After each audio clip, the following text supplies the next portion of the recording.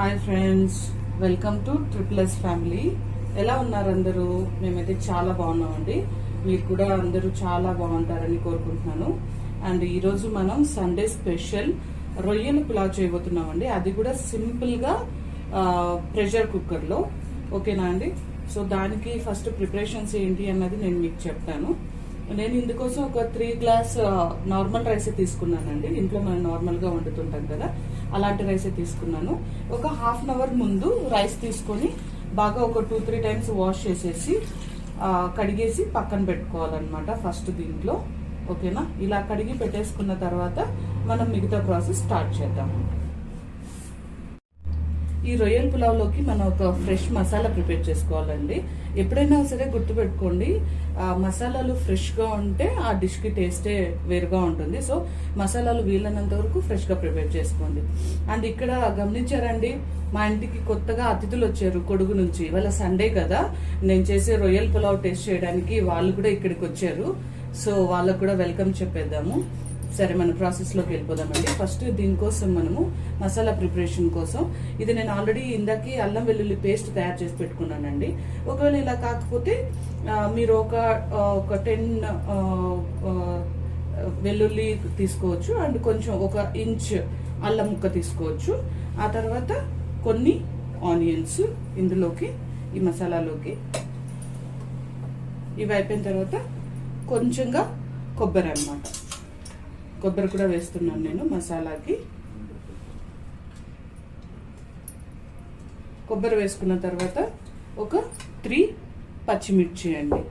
3 పచ్చిమిర్చి, తర్వాత 3 ఎండుమిర్చి. ఇది మీరు మీ కారాన్ని కూడా చూసుకొని అడ్జస్ట్ చేసుకోండి. ఒకవేళ 3 ఎక్కువ అవుతుంది అంటే ఒక 2 వేసుకోండి, సరిపోతుంది.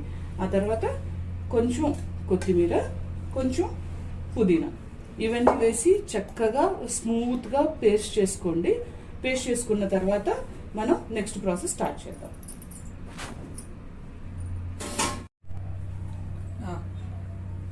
ఇప్పుడు మనం స్టవ్ పైన ప్రెషర్ కుక్కర్ పెడదామండి. ఓకేనా? తొందరగా అయిపోయేందుకు నేను ప్రెషర్ కుక్కర్లో చేస్తున్నాను.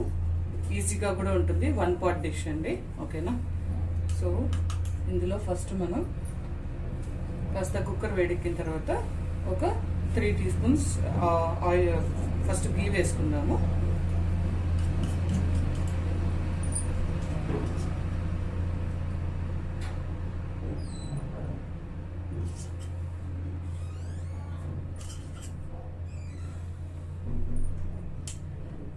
ఆ తర్వాత ఇందులోనే కొద్దిగా ఆయిల్ వేస్తున్నానండి.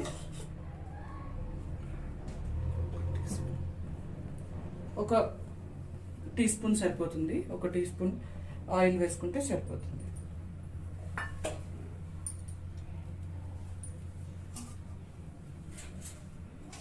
ఆయిల్ వేడెక్కిన తర్వాత ఇందులోకి హోల్ గరం మసాలా వేసుకుంటున్నానండి. అందులో మనకి బిర్యానీ లీవ్స్ ఉన్నాయి. ఓకేనా? ఒక 2 to 3 బిర్యానీ లీవ్స్, తర్వాత కార్డమమ్, ఇది జాపత్రి అంటాం కదా, అది కొద్దిగా జాపత్రి,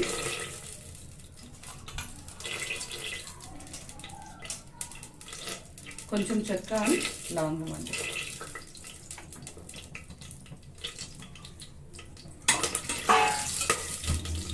ఇప్పుడు మనం ఇందులోకి ఆల్రెడీ తరిగి పెట్టుకున్న ఆనియన్స్ వేసేసుకున్నాం.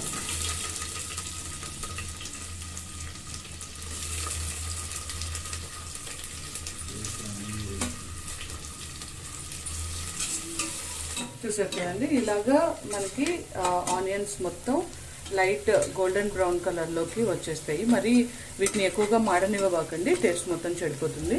సో లైట్గా గోల్డెన్ బ్రౌన్ కలర్లోకి ఆనియన్స్ టర్న్ అవుతే సరిపోతుంది. ఇప్పుడు ఇందులోకి మనం ఆల్రెడీ ఫ్రెష్గా ప్రిపేర్ చేసి పెట్టుకున్నాం కదా, ఆ మసాలాని ఇందులోకి మనం యాడ్ చేసుకున్నాం.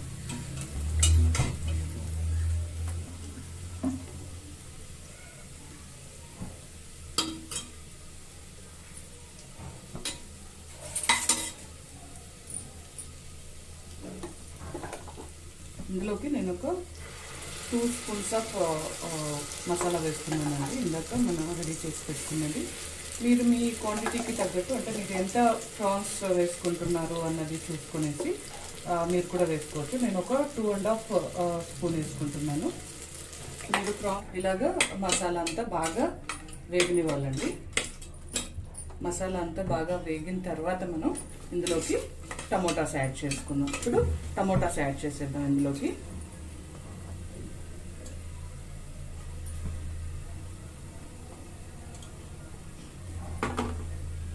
టమోటాస్ కొంచెం బాగా పండినవి తీసుకోండి, అప్పుడు మనకి మంచిగా జ్యూసీగా సాఫ్ట్గా అయిపోతుంది. టేస్ట్ కూడా చాలా బాగుంటుంది. టమోటా మగ్గకపోతే కనుక టేస్ట్ బాగుండదండి.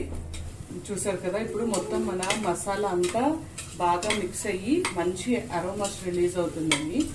ఓకేనా, ఈ అరోమాస్ని మనం ఇంకొంచెం ఎన్హాన్స్ చేయడానికి ఇందులోకి కొన్ని గ్రీన్ లీవ్స్ యాడ్ చేద్దాము.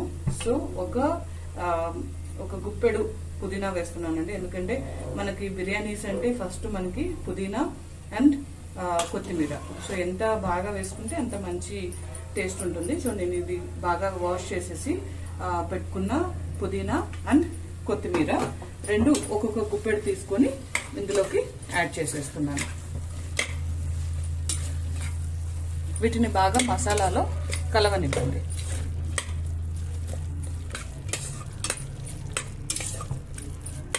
చూసారు కదా ఎంత కలర్ఫుల్గా కనిపిస్తుందో మనకి.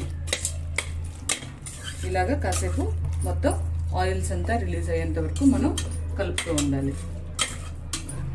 ఇది కొంచెం మగ్గడానికి ఒక 5 మినిట్స్ పడుతుందండి. నేను సిమ్లో పెట్టి చక్కగా వీటిని మగ్గిస్తున్నాను. కొంచెం చాలా మంచి అరోమా వస్తుందండి. ఇందులో కారణం అంటే మంచి అరోమాస్ రిలీజ్ అవ్వడానికి కారణం ఏంటంటే దేశీ గీ అండి. మనం వాడిన దేశీ గీ, ఇందులో దేశీ గీ వాడాం కదా, అదొకటి. అండ్ స్పైసెస్ కరెక్ట్ గా బాయిల్ అయినప్పుడు చక్కగా అందులోంచి మనకి అరోమాస్ అన్నవి రిలీజ్ అవుతాయి. సో అప్పుడు మనం అర్థం చేసుకోవచ్చు స్పైసెస్ అన్ని కూడా కరెక్ట్ గా కుక్ అయిపోయాయి అని చెప్పేసి. సో ఇప్పుడు మనం ఇందులోకి మనం ఆల్రెడీ మ్యారినేట్ చేసి పెట్టుకున్నాం కదా ప్రాన్స్. ఓకేనా, నేను ఈ ప్రాన్స్ వచ్చేసి 300 grams ప్రాన్స్ తీసుకున్నానండి. వీటిని ఆల్రెడీ నేను క్లీన్ చేసేసి ఉప్పు పసుపు వేసి క్లీన్ చేశాను. ఆ తర్వాత కొంచెం సాల్ట్ పసుపు తర్వాత కారం వేసి ఒక 1/2 hour ముందు మ్యారినేట్ చేసి పెట్టానండి. ఇప్పుడు ఈ మ్యారినేటెడ్ ప్రాన్స్ ని మనం ఈ ఆల్రెడీ మసాలా ఉంది కదా దాంట్లోకి మనం మిక్స్ చేసేసుకుందాం. ఇప్పుడు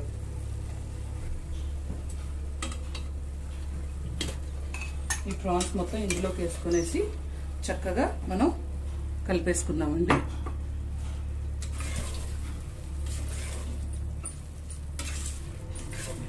ఇంట్లో మా పాప అల్లరి చేస్తుంది కానీ నాకు వంటలో చాలా హెల్ప్ చేస్తుందండి, కటింగ్ సెక్షన్లో అంతా. తర్వాత మా హస్బెండ్ కూడా, ఆయన కూడా నేను వంట చేసేటప్పుడు నాకు చాలా హెల్ప్ చేస్తారు. చాపింగ్లో అంతా ఆయన హెల్ప్ చేస్తారు. సో అందువల్ల నేను వీకెండ్లో చక్కగా కావాల్సినవి అన్నీ వండి ఆల్మోస్ట్ ఇంట్లోనే ప్రిపేర్ చేసుకుంటామండి. మసాలాలు కూడా ఇంట్లోనే ప్రిపేర్ చేసేసుకుంటాం మేము. సో దానికి కారణం ఏంటంటే అందరం ఒకళ్ళకొకళ్ళు చక్కగా హెల్ప్ చేసుకుంటాం అనమాట. అందువల్లే అన్ని ఇంట్లో ప్రిపేర్ చేసుకోవడానికి వీలవుతుంది.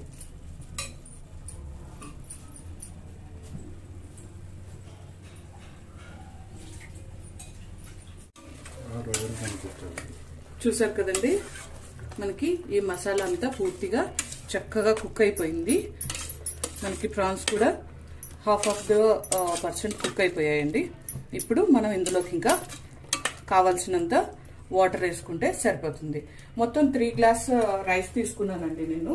3 గ్లాస్ రైస్ కి 4.5 గ్లాస్ వాటర్ పడుతుంది. అంటే 1 గ్లాస్ రైస్ కి 1.5 గ్లాస్ వాటర్ అన్నమాట. అలాగే తీసుకున్నాను.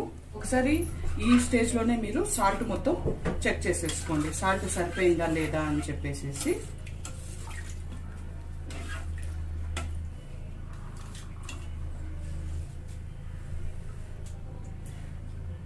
ఇప్పుడు ఇందులోకి మనం ఆల్రెడీ 1/2 hour ముందు సోక్ చేసి పెట్టుకున్నాం కదండి, ఆ రైస్ యాడ్ చేసేస్తున్నాను.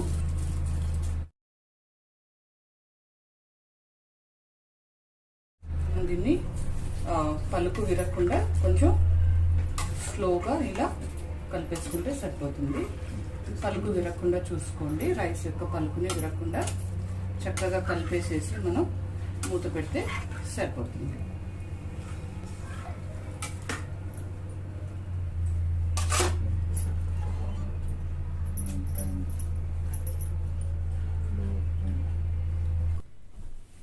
ఓకే అండి, ఒక 2 విజిల్స్ వచ్చిన తర్వాత, విజిల్ అంతా పోయిన తర్వాత నేను ఒక 10 మినిట్స్ తర్వాత మూత తీసి మీకు చూపిస్తున్నాను. చూద్దాం ఎలా వచ్చిందో.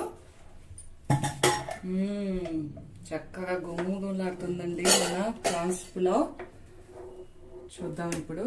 మమ్మీ ఎంత బాగా వచ్చిందో మమ్మీ. అవునా తల్లి, బాగుందా? చూసారు కదండి, పొడి పొడిలాడుతూ ఎంత చక్కగా వచ్చిందో. దీన్ని మీరు రైతాతో కానీ, లేదంటే మిర్చి కసాలంతో కానీ, లేదు ఒట్టిగానే కూడా తినేసేయచ్చండి. చాలా బాగుంటుంది. ఓకేనా, బైగన్ కసాలను కూడా ఇందులోకి చాలా బాగుంటుంది. ట్రై చేయండి ఒకసారి. చూసారు కదండి.